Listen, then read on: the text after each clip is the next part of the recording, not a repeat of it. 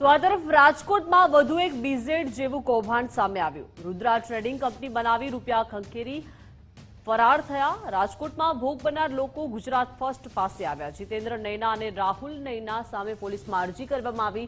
300 થી વધુ લોકોએ 70 થી 80 કરોડ ગુમાવ્યાનો દાવો કરવામાં આવી રહ્યો છે। 50% ઊંચા વળતર આપવાના નામે કરોડોનું ફુલેકું ફેરવ્યું છે। લોકોએ ફરિયાદનું કહેતા દવા પી જવાની પણ ધમકી આપી છે। લોકોએ પોલીસ કમિશનર અને ડીસીપી ક્રાઇમને પણ રજૂઆત કરી છે। ડીસીપી ક્રાઇમ જગદીશ બાંગરવા દ્વારા તપાસનો ધમધમાટ શરૂ થયો છે। સમગ્ર મામલે પોલીસે અરજીના આધારે તપાસ શરૂ કરી। આ વ્યક્તિ છે તેનું નામ શું છે ને કેટલું રોકાણ લગભગ થયું હશે, શું કહે છે? લગભગ રાજકોટના 300-350 જણા છે, જ્યાં સુધી મને ખબર છે। 40-50 તો તમારી સામે જ છે અત્યારે, અને કદાચ આંકડો 70-80 કરોડ હશે મારા દાયરામાં। કેવું વળતર, શું લાલચ કેવી? એવી રીતે કહેતા કે મારી ઓફિસ છે, તમે અહીંયા ઇન્વેસ્ટમેન્ટ કરો, તમે ગમે એમ લોન લઈને પૈસા આપો, હું તમને સામે યોગ્ય રિટર્ન આપીશ દર મહિને, ને એમાંથી તમારું હાલશે। એવી રીતની બધાને પોન્જી સ્કીમ ટાઈપની લાલચ આપતા। શરૂઆતમાં કેવી પ્રકારે વળતર આપતા? એટલે તમે શરૂઆતમાં થોડાક દી બધાને વળતર આપતા। હવે શું પરિસ્થિતિ? હવે એ સમજો ને કે અત્યારે કોઈને કાંઈ આપતા નથી, અને તમે પૈસા માટે ફોન કરો તો એમ કે અમે આખું ઘર જઈ સીપી કચેરી જઈને દવા પી જશું ને તમે અમને વ્યાજે આપ્યા છે એમ કહીને હામી ધમકી મારે છે। કેટલા રોકાણ? તમારું કેટલું હતું? મારા 87 લાખ રૂપિયા છે।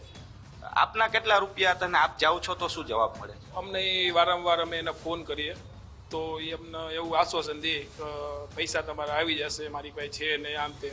પ્લસ બીજી વસ્તુ કે કોઈ પણ અમે એને ફોન કરીએ એટલે અમે અમારી પાસે એક ચેક પડ્યો છે, અમે એને તો અમને એ વારંવાર એવું કહે છે કે તમે ચેક નાખી દો અને કેસ કરી દો, એવું બધું અમને કહે છે।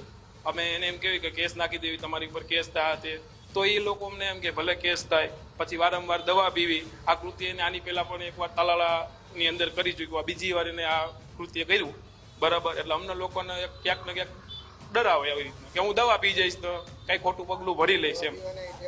સૌથી પહેલા અને વર્ષો પહેલા વેરાવળે આવું જ ગમે તે કૃત્ય કર્યું હતું, દવા પીધી હતી। એ પછી હમણાં જ અહીંયા 4-5 મહિના પહેલા જોયું છે, આપણી પાસે દેખાડો તો અહીંયા પણ એને દવા પીધી હતી। અને અત્યારે બધાને એમ જ ડરાવે છે કે તમે પ્રેશર કરશો, પૈસાનું કંઈ કહેશો તો હું દવા પી લઈશ।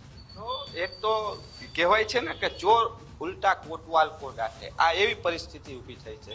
એક તો નાણાં લઈ લીધા છે ને હવે જ્યારે પરત દેવાના આવે છે તો ધમકીઓ મળે છે। તમારા કેટલા રૂપિયા રોકાણ હતા? શું?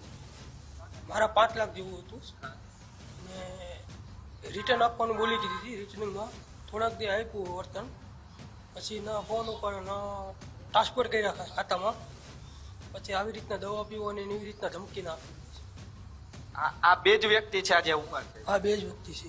આ દ્રશ્યો જોઈ રહ્યા છો, આ બંને વ્યક્તિએ છે કે જેણે આખી સ્કીમની શરૂઆત કરીને ત્યારબાદ લોકોને શીશામાં ઉતારવાની શરૂઆત કરી। શરૂઆતમાં વળતર આપવાનું ચાલુ રાખ્યું ને એકના બાદ એક વ્યક્તિનું વળતર આપે એટલે બીજો વ્યક્તિ લાલચમાં આવે, એ જ પ્રકારે આખી પોન્જી સ્કીમ ટાઈપની આખી સ્કીમ શરૂ કરી અને લોકોને પોતાની જાળમાં ફસાવ્યા અને કરોડો રૂપિયાનું ફુલેકું ફેરવીને હવે નાણાં પરત આપવાનું જ્યારે થયું છે તો લોકોને ધમકીઓ આપી રહ્યો છે કે આપઘાત કરી લેશું ને તમારા નામ લખી નાખશું। પરંતુ હાલ તો આ મામલો પોલીસ મથકે પહોંચ્યો છે।